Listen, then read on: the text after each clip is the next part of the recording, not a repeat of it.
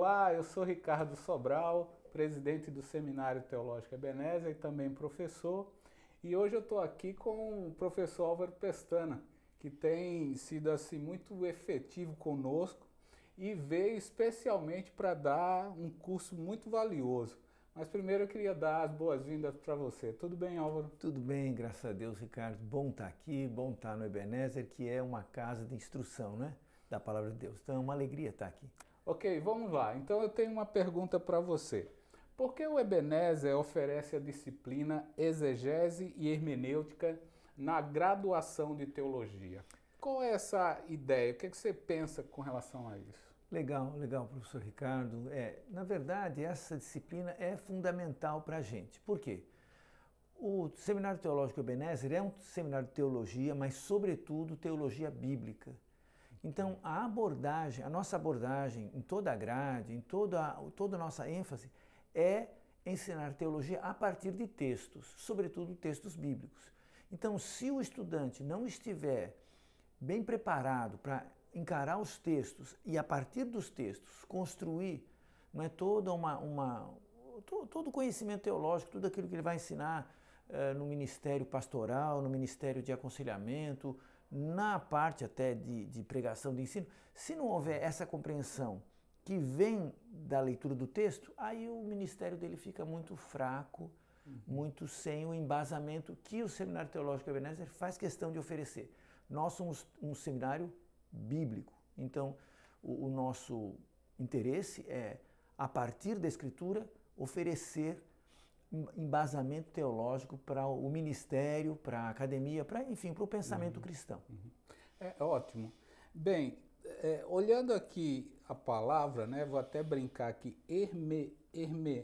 o que, rapaz? Exegese e hermenêutica. O que é que significa essas palavras? Essas palavras são usadas em outras áreas da academia também. Você pode, se você fizer alguém fizer um curso de direito, na área das ciências humanas, nas letras, todo mundo vai usar esses termos. Mas nós, na teologia bíblica sobretudo, tiramos esses textos do próprio texto bíblico. Okay. Exegese e hermenêutica vem do grego. Exegese vem do grego exegeomai. Exegeomai é o significado de conduzir para fora, retirar alguma coisa de algum ambiente. Então, o processo de exegese e depois hermenêutica, o verbo que existe no Novo Testamento grego. Hermeneu, traduzir, colocar em outra língua. Então, tira de uma língua, põe em outra.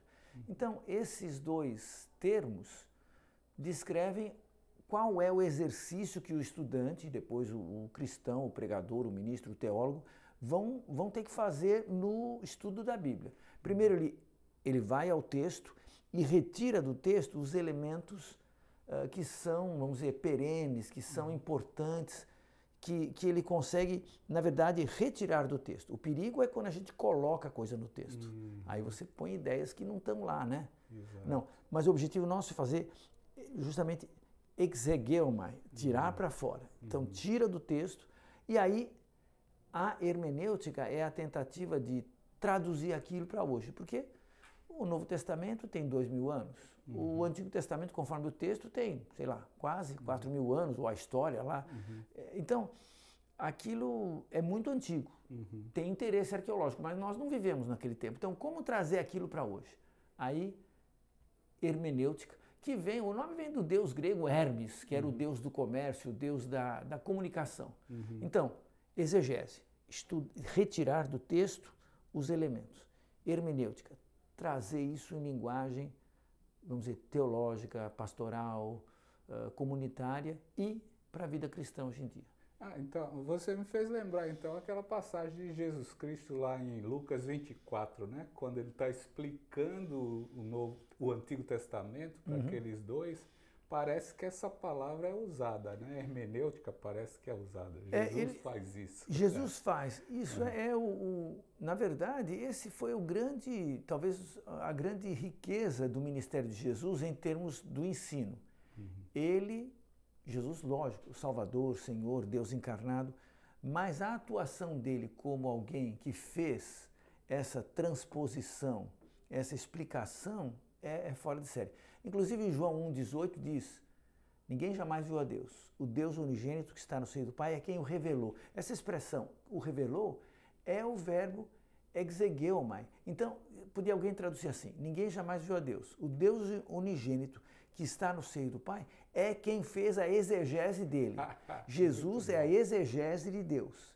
E aí, esse Jesus depois faz justamente a tradução, a aplicação daquilo que é a Escritura, vamos dizer, a lei, os profetas, os escritos, aplica para os cristãos saberem como usar essa revelação divina. Então, Jesus é justamente não só aquilo que revela Deus, como também aquilo que explica Deus para todo mundo. Então, a nossa abordagem hermenêutica sempre vai ser cristocêntrica, ou seja, baseado na pessoa dele e na forma como ele explicou a Bíblia toda para o segmento cristão.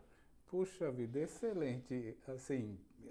Assim a gente pode ver o quanto que essas duas ciências, né, são muito importantes para explicar, traduzir textos antigos. E aí eu já fico pensando, qual foi a tua metodologia que você seguiu aí nessa disciplina? Como é que você desenvolveu? Essa metodologia específica, eu tenho uma predileção por ela, porque ela foi desenvolvida, tem 3 nomes aí, o meu nome é o terceiro da lista, mas ela foi desenvolvida por um doutor da escritura muito famoso da igreja, ele é falecido hoje, Dr. Abraham Maulberry. Ele fez o doutorado dele em Harvard, ele era um membro da nossa comunidade, da nossa fraternidade cristã, mas ele fez doutorado, ele era africano, ele era do África do Sul, foi à América, fez os estudos dele lá nas faculdades da igreja, fez doutorado em Harvard e se tornou depois professor em Yale. Uau. Agora, no período que ele foi professor na Universidade Cristã, lá da Igreja de Cristo, no Texas, naquele período ele publicou um artigo sobre como interpretar a Bíblia em 7 passos. E tinha um aluno dele que trabalhou esse artigo, esse aluno chamava Brian Bost. Okay. Esse sujeito veio ensinar o mesmo método aqui, mas ele é um cara muito prático e muito genial também. Ele sintetizou os 7 passos em 5. Okay. E eu fui um aluno dele. E aí eu peguei o material, transformei num livro, em coautoria com ele. Então a gente faz um estudo em 5 etapas.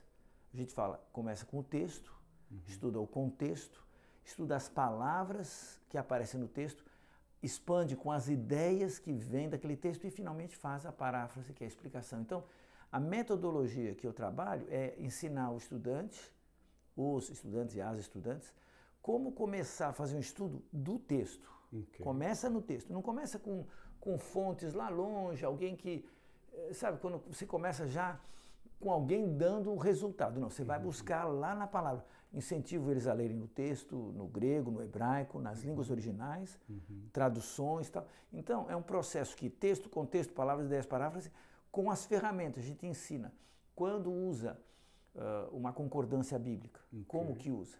Quando que você vai usar um dicionário bíblico? Guarda o uso do comentário bíblico para depois. Faz isso primeiro. E aí, depois deles entenderem a metodologia, então essa metodologia é quase da exegese.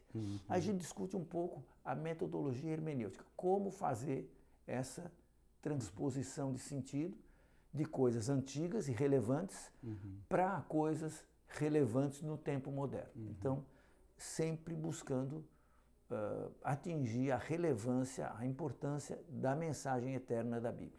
Puxa, isso é muito interessante, porque enquanto você estava falando, eu estava pensando que às vezes a gente tem pressupostos, né, quando vai ler as Escrituras, e quanto mais a gente se isentar disso e ficar nesse segmento de texto, de voltar para o texto, de ir para o texto e ver contexto, isso ajuda bastante, na verdade.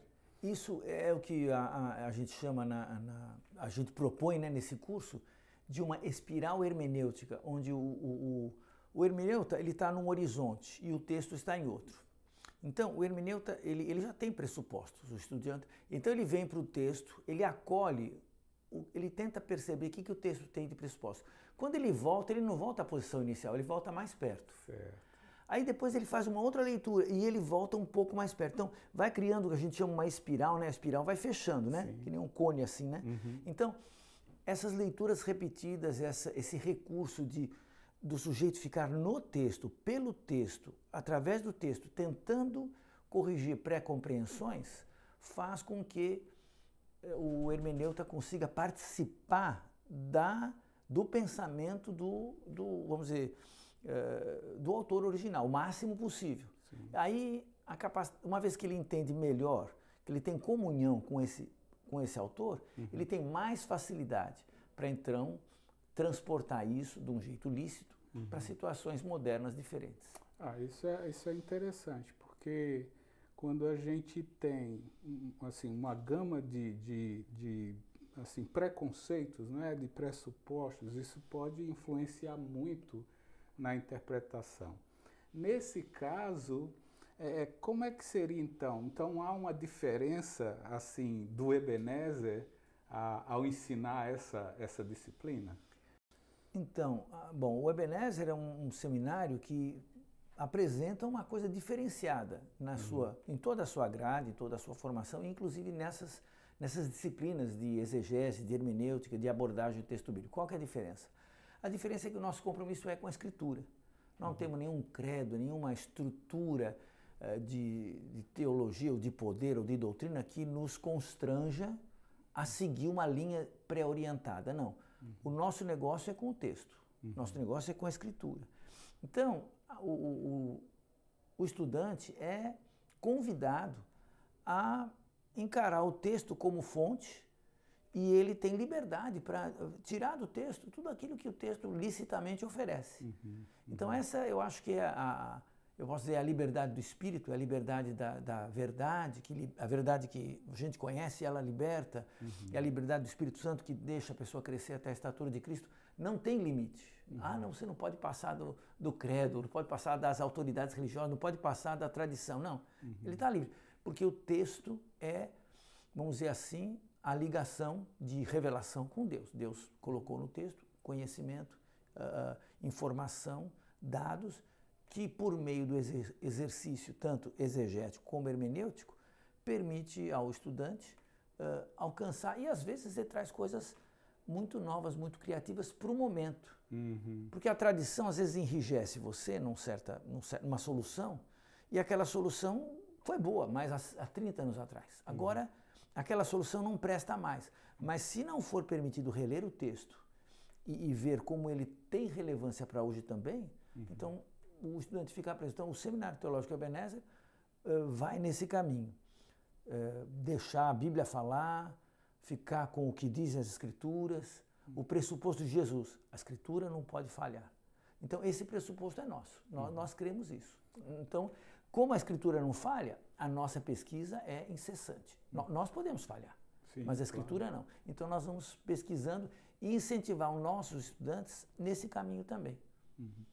Isso é um diferencial marcante, né? Porque a gente está num mundo hoje que é muito difícil, até a leitura, ser muito instantâneo para a coisa, e de repente essa disciplina faz você ter que parar e ter que realmente adentrar no texto para esperar que o Senhor, pela palavra, se revele, né?